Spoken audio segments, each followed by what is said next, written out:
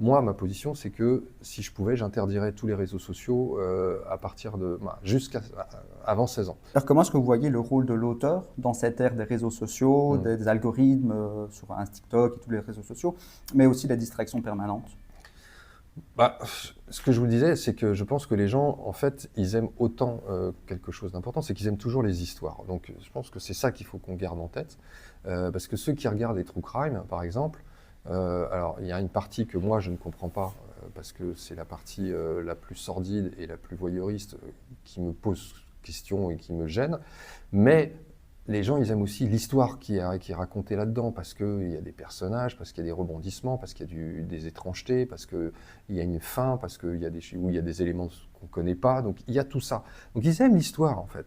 Ils trouveraient la même chose et le même bonheur et le même plaisir dans un livre. Donc ça, c'est un point. Ensuite, je pense qu'il ne faut pas...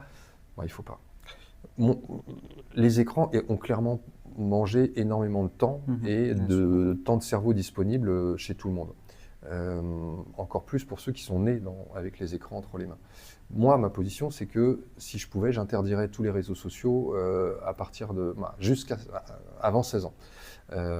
Et même ChatGPT. Et parce que dans les deux cas, c'est de l'addiction qui, à mon avis, fait énormément de mal.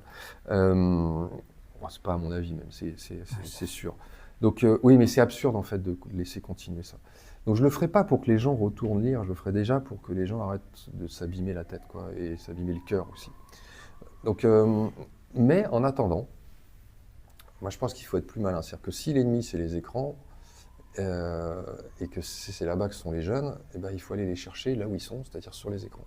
Et donc il faut utiliser tout ce qu'on peut sur les écrans, comme on le fait ici par exemple, pour aller dire aux jeunes, aux moins jeunes d'ailleurs, en fait, il y a des trucs géniaux qui vont vous apporter non pas de l'obligation, non pas du devoir lire, non pas il faut, mais du plaisir, du désir, même de la joie, du bonheur, de l'immortalité quasiment, puisque vous allez pouvoir exister à travers plein de personnages et plein d'aventures.